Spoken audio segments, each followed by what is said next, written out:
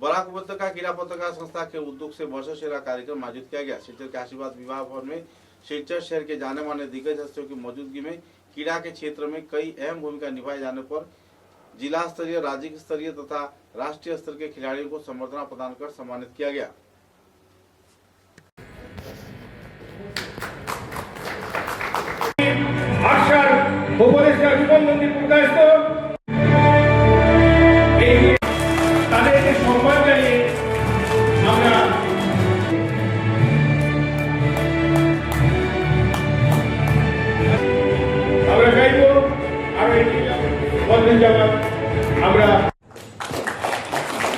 আসার কথা ছিল কিন্তু একাডেমি থেকে সে ছুটি পায়নি।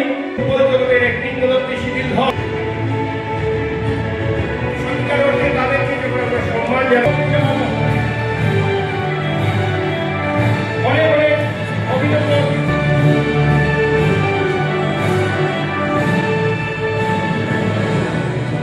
নীলাম্বর চৌধুরী, মিলন উদ্দিন লস্কর, আমরা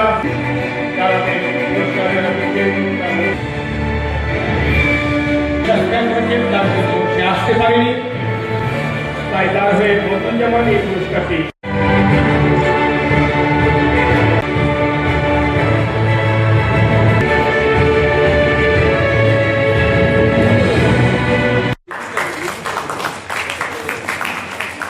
না কিছু না সব সুন্দর আছে। এদিকে যাও সব। অল্প আগে মানে খেলার মাঠে ছিলাম, তো অভিনেতা বললো যে না স্যার সিধা চলে আসুন, কারণ কি এটা স্পোর্টস রিলেটেডই।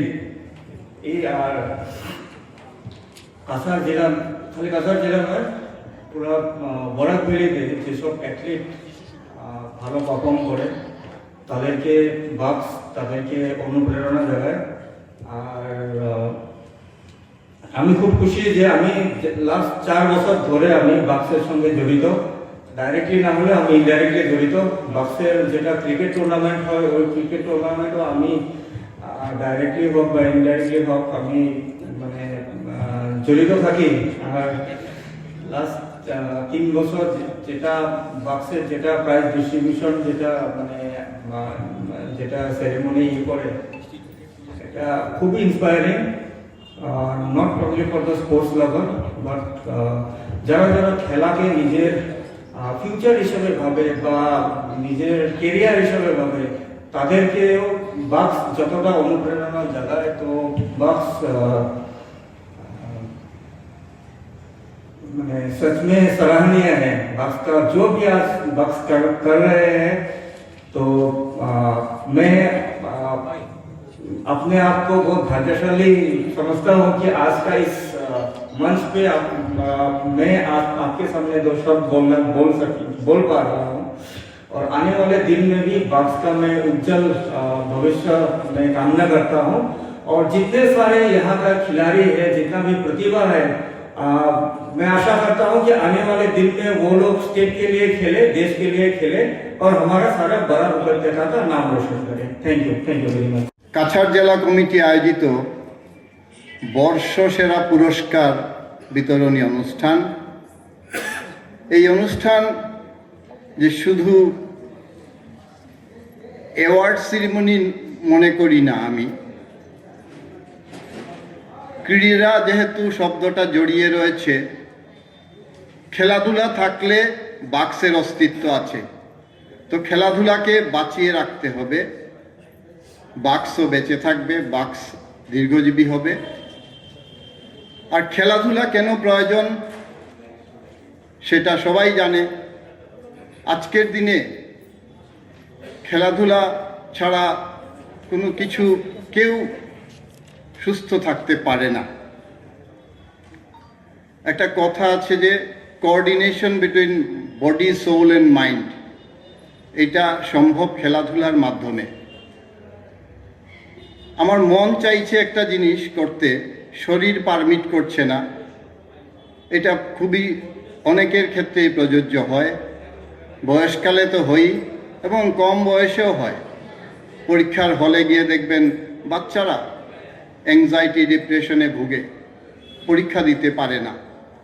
এইসব কারণেই খেলাধুলাকে আজকের দিনে এডুকেশনের একটা ইন্টিগ্রাল পার্ট হিসেবে ধরা হয় এবং বিভিন্ন কারিকুলামে আজকের যে আমাদের ন্যাশনাল এডুকেশন পলিসি তাতে কিন্তু খেলাধুলাকে বিশেষ প্রাধান্য দেওয়া হয়ে থাকে এবং প্রতিটি স্কুল কলেজ এবং শিক্ষা প্রতিষ্ঠানে খেলাধুলার জন্য আলাদা জায়গা রয়েছে, আলাদা বিভাগ রয়েছে এবং অনেক জায়গায় খেলাধুলাকে পার্ট অফ এডুকেশন কারিকুলাম হিসাবেই নেওয়া হয়েছে।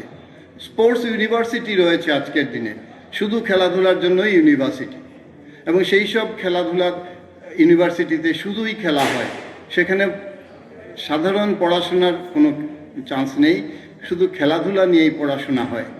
তো এইভাবে খেলাধুলাকে প্রাধান্য দিতে হবে আমাদের সুস্থ সমাজ গঠনের জন্য।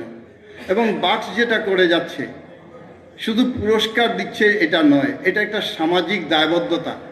ওরা যে কাজটা করছে সমাজের কথা চিন্তা করে করছে। শুধু সাংবাদিকতা করলে ওরা ওদের স্পোর্টস একটা খেলা দেখে রিপোর্ট করে দিল, তাতেই শেষ হয়ে যেত। কিন্তু আজকের দিনে যেটা ওরা করছে যে সঠিক যারা প্রশিক্ষার্থী রয়েছে, যারা ভালো প্রতিভাবান খেলোয়াড় রয়েছে, তাদেরকে উৎসাহ দিয়ে সেই সব প্রতিভা বিকাশে আরও সাহায্য হবে। কারণ কি